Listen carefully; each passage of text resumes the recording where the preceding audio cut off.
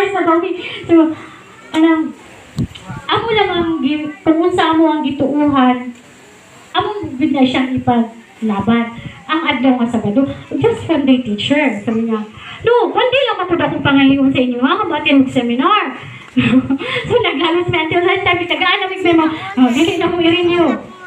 So, first to nga na ako nga school. Ang second school na po na ako is, kanang, mura gapon to. Sabado rin gapon akong problema. Kaya na ay mga Adventist man yun. Ma-question magod nila, ano man na sila mga Adventist? Mukwan man sila. Wado man sila church. Ano? Wado sila school. Nga pag-i-require sila, anong ikaw dili? Lisod kayo explain. Dili na ako ma-defend na nila.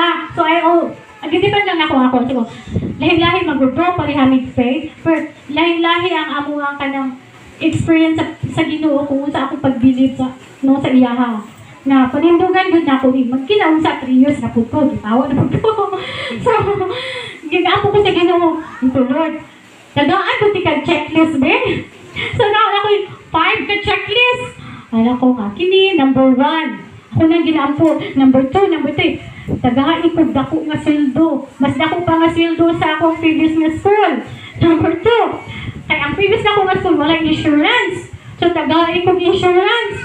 Number 3, ano ko, tagaan ko school, nga ka nang doon sa mong balay. It's number 4. Dibandig ko, no? And number 4, ano ko nga, tagaan ko nga, dili ko maglisod sa Sabado. Number 5, na pwede na ko makauli-uli.